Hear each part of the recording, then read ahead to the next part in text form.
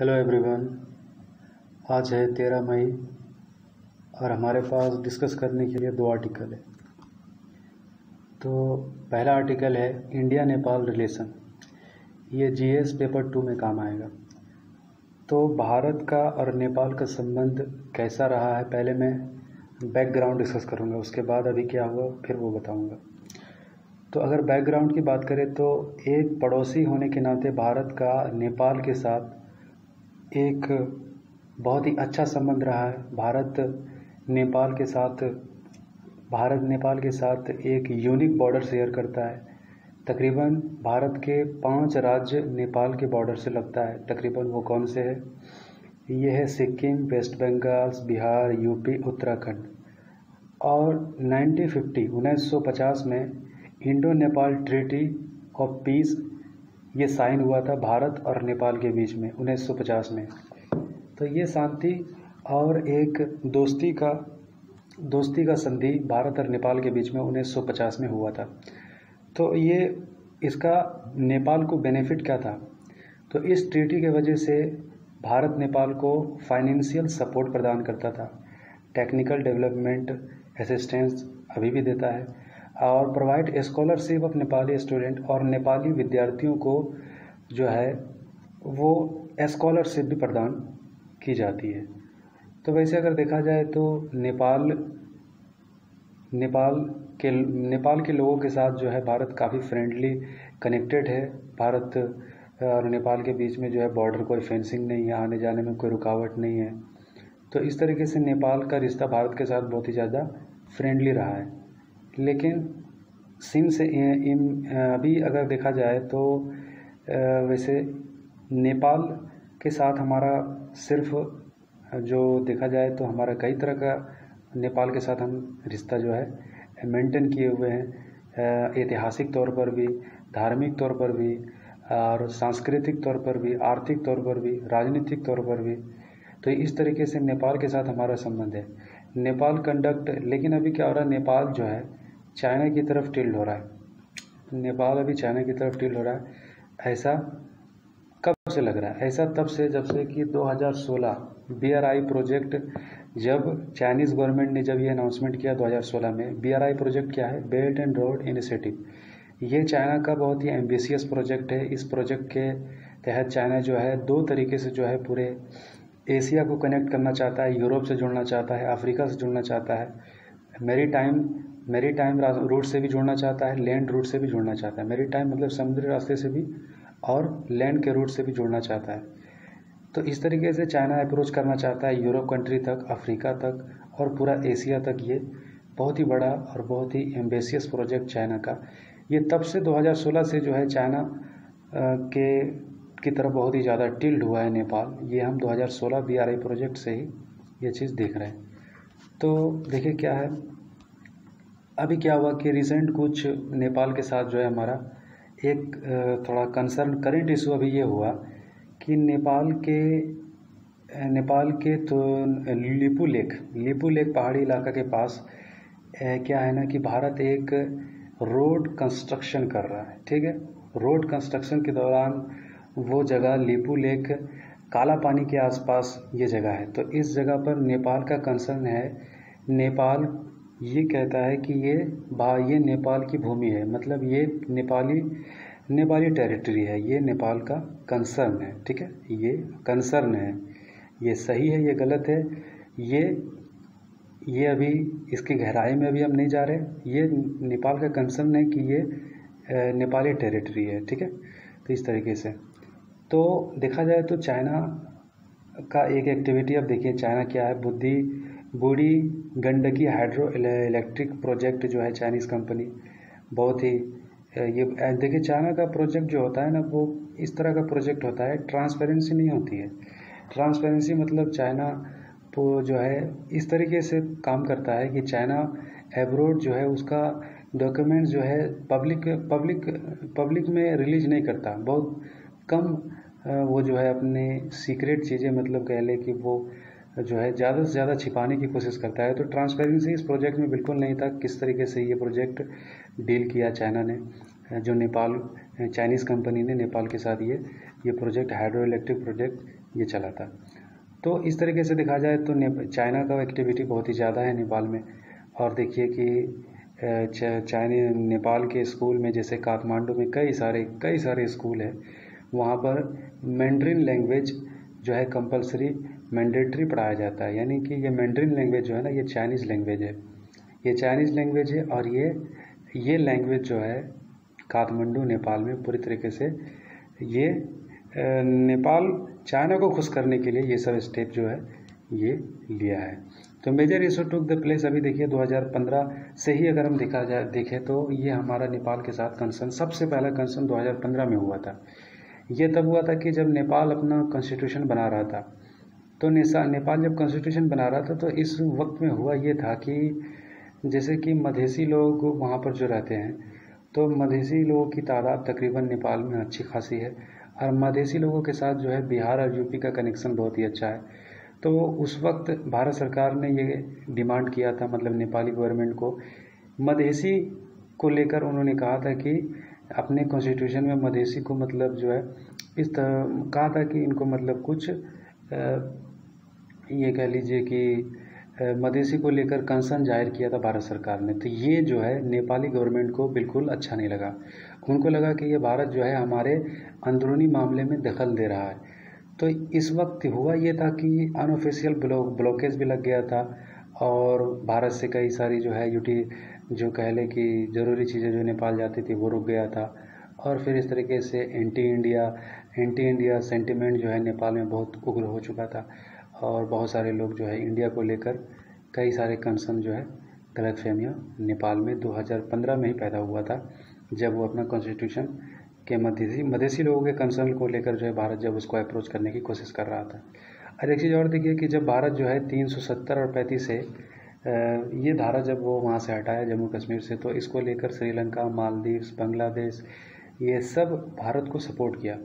लेकिन नेपाल चुपचाप रहा, नेपाल क्वाइट रहा, नेपाल कुछ नहीं बोला। तो इससे हमको समझ में आता है कि नेपाल जो है पूरी तरीके से चाइना की तरफ जो है टिल्ड हो रहा है। ये काफ़ी लंबे समय से ये चीज़ हमें महसूस हो रहा है, ठीक है। और फिर एडवोकेट करता है वो सार्क का मेंबरशिप देने की बात, यानी कि वो वकालत करता है कि चाइना को सार्क देश का मेंबर होना चाहिए। सार्क ऑर्गेनाइजेशन के बारे में आपको पता होगा।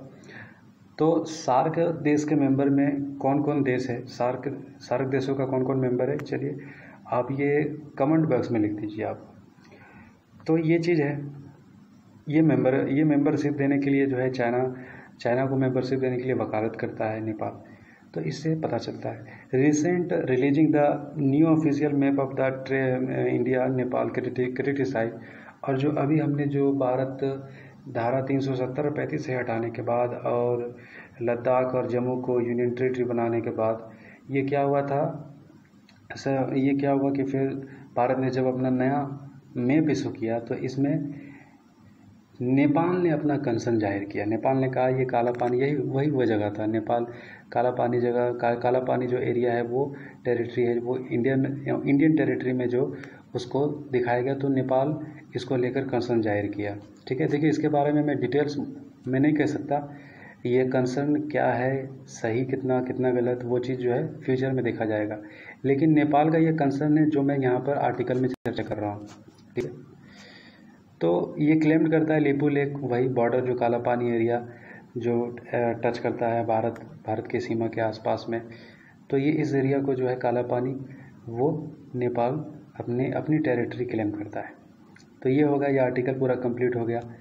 और अब हमारा दूसरा आर्टिकल है राइडिंग राउसोड ओवर स्टेट गवर्नमेंट। यानी कि जिस तरीके से कोविड-19 पेंडेमिक भारत में जब से ये फैला हुआ है, तो ये चीज़ क्या देखा जा रहा है कि एक ही वन साइडेड जो है अप्रोच, सिर्फ केंद्र सरकारें ही सबसे ज़्यादा जो है इनिशिएटिव ले रही है। मतलब केंद्र सरकारें स्टेट गवर्नमेंट के पावर के अंदर भी जो है दखल अप्रोच कर रही है। इस तरीके से हम इस आर्टिकल में देख रहे हैं। तो ये क्या है कि central government follow the top down the approach. जैसे कि सेंट्रल गवर्नमेंट फॉलो कर रहा है टॉप डाउन अप्रोच, मतलब ऊपर से जो है फैसले करके इम्पोज कर रहे हैं। जैसे कि बंद कमरे में कुछ अपने सेंट्रल मिनिस्टर के अंदर में जो डिसीजन लेकर के फिर उसको पूरे ऑल ओवर द स्टेट में जो है उसको इम्पोज कर रहे हैं। तो ये चीज़ जो है कुछ राज्य सरकारों को जो है पसंद नहीं है। ये चीज़ जो है वो मतलब इसको लेकर उनको कंसर्न है। लॉकडाउन 1 हो या फिर लॉकडाउन 2, लॉकडाउन 3 या फिर लॉकडाउन 4, अभी जो इसको लेकर सेंटर ने जितने भी गाइडलाइन इशू किए, ये सारे के सारे गाइडलाइन डाइजेस्टर मैनेजमेंट एक्ट 2005 के अंदर ये आता है। ये ठीक है, ये जितने भी गाइडलाइन 1.0, 2.0, 3.0 लॉकडाउन केंद्र सरकार ने जो अनाउंसमेंट किया, ये डाइजेस्टर मैनेजमेंट एक्ट 2005 के अंदर आता है। तो ये क्या है ना कि इसको लेकर ये कंसर्न है। This is the centralised approach, और ये सेंट्रलाइज्ड अप्रोच है और ये फेडरल ढांचे के खिलाफ है। ऐसा राइटर भी कहते हैं कि ये फेडरल ढांचे के संघवाद के ढांचे के खिलाफ है। जैसे कि केरला गवर्नमेंट ने अपना गाइडलाइन इशू किया था, उन्होंने कहा था कि ये हमारा ग्रीन जोन है, ये हमारा ऑरेंज जोन है, ये हमारा रेड जोन है। तो इसको लेकर जब शुरुआती दौर में सबसे पहले ये चीज़ अगर बात करें तो ग्रीन जोन, ऑरेंज जोन और रेड जोन, ये सबसे पहले ये गाइडलाइन केरला ने इशू किया था। तो इसको जो है केंद्र सरकार जो है ये मान रही थी कि ये एक्ट 2005 के डाइजेस्टर मैनेजमेंट एक्ट 2005 के खिलाफ है। ये केरला गवर्नमेंट जो इस तरीके से गाइडलाइन स्वयं खुद से जो इशू कर रही है, जिसे आप देख लीजिए कि ये है क्या, मतलब ये जो एक्ट जो हम पढ़ रहे हैं डाइजेस्टर मैनेजमेंट एक्ट 2005, ये है क्या। तो पहले ये देख लें कि ये एक्ट क्या है कि जब ऐसी स्थिति पड़ जाए, मतलब आपातकाल की स्थिति, आपातकाल कह लें कि नेचुरल डाइजेस्टर जब हो जाए, प्राकृतिक आपदा, तो ऐसी स्थिति में जो है सेंटर गवर्नमेंट के पास पावर है कि वो पूरे ऑल ओवर द इंडिया के लिए वो एक लॉ, एक गाइडलाइन सारे राज्य सरकारों को दे। तो ये पावर इनके हाथ में चला आता है डाइजेस्टर मैनेजमेंट एक्ट 2005 के अंदर। तो अब ये कंसर्न है कि अभी जो पेंडेमिक है क्या ये डाइजेस्टर मैनेजमेंट एक्ट के अंदर आता है। तो ये कंसर्न है, ये एक सवाल है। चलिए आप बताइए क्या डाइजेस्टर मैनेजमेंट एक्ट यानी कि आपातकाल, प्राकृतिक आपातकाल के अंदर में यह क्या आता है, पेंडेमिक कोविड-19। आप इसको कमेंट बॉक्स में चलिए बताइए, कमेंट बॉक्स में बताइए। तो केरला गवर्नमेंट ने ये इशू किया, इसको लेकर जो है केंद्र सरकार ने कहा कि ये इसके अंदर जो है 2005 एक्ट का जो है केरला खिलाफ कर रहा है। तो इसको लेकर ये बात थी। और देखा जाए कि फेडरल स्ट्रक्चर, देखिए ये राइटर क्यों कहते हैं कि ये चीज़ जो है ये गलत है। ये मतलब जो सेंट्रलाइज अप्रोच 2005 जो मैनेजमेंट डाइजेस्टर मैनेजमेंट एक्ट, इसको लेकर कंसर्न है राइटर का।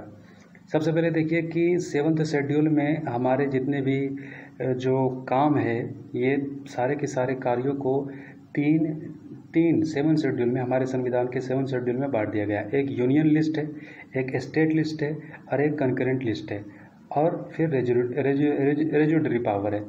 तो यूनियन लिस्ट क्या होता है? यूनियन लिस्ट वो होता है जिसमें सिर्फ और सिर्फ केंद्र सरकार कानून बना सकती है। स्टेट लिस्ट वो होता है जिसमें सिर्फ राज्य सरकारें कानून बना सकती है। कंकरेंट लिस्ट वो होता है जिसमें राज्य सरकार और केंद्र सरकार दोनों लॉ बना सकती है। और रेजुडरी वो होता है कि जिसके बारे में जो पावर डिक्लेयर नहीं है वो पार्लियामेंट उस पर कानून बनाएगी। तो ये चीज़ें हैं, लिस्ट 1, लिस्ट 2, लिस्ट 3। लेकिन ये जो ये जो हमने पढ़ा था एक्ट 2005, डाइजेस्टर मैनेजमेंट एक्ट 2005, ये ना यूनियन लिस्ट में था, ये ना स्टेट लिस्ट में था, ये ना कंकरेंट लिस्ट में था, ये रेजुडरी पावर में था। ठीक है, ये रेजुडरी पावर में था। ये चीज़ जो है पार्लियामेंट ने जो 2005 का डाइजेस्टर मैनेजमेंट एक्ट जो बनाया, ये रेजुडरी पावर से लेकर इन्होंने ये बनाया था, पार्लियामेंट ने बनाया था। तो इसको लेकर राइटर को कंसर्न है कि ये हालांकि रेजुडरी पावर है और इस पावर के तहत जो है राज्य सरकारें सेंट्रलाइज अप्रोच अपना रही है। ये चीज़ राइटर को थोड़ा सा अच्छा नहीं लग रहा है। तो लिस्ट 1, लिस्ट 2, लिस्ट 3 में से किसी भी लिस्ट में ये चीज़ नहीं आता है। ये जो है आर्टिकल 248 यानी कि रेजुडरी पावर जो बचा हुआ, मतलब जो डिक्लेयर नहीं है, जिसके बारे में मतलब पूरा क्लियर नहीं है वो क्या है, वो समय के साथ जो चीज़ें जो सामने आएंगी उसको लेकर पार्लियामेंट कानून बनाएगी।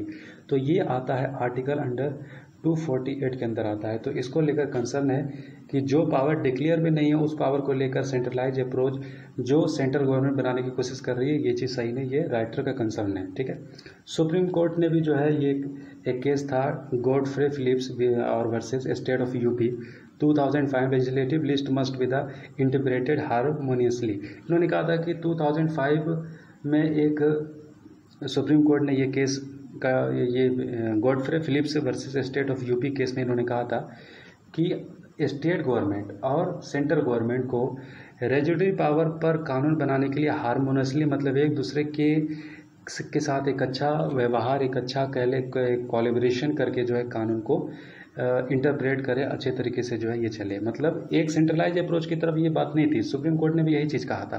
तो finally as per the article 73 देखिए एक चीज़ और देख लीजिए कि article number 73 state government central government को ये पावर देती है कि वो जो भी कानून बनाए उस कानून को पूरे कंट्री में जो है उसको इन्फोर्स करे। और आर्टिकल नंबर 162 ये स्टेट को पावर देती है कि वो जो भी वो लॉ बनाए वो अपने स्टेट गवर्नमेंट अपने राज्य में उसको इन्फोर्स करे। तो ये पावर उनको देती है। तो ये पावर अगर देखा जाए तो ये पावर जो है 162 के अंदर स्टेट गवर्नमेंट को दी जाती है।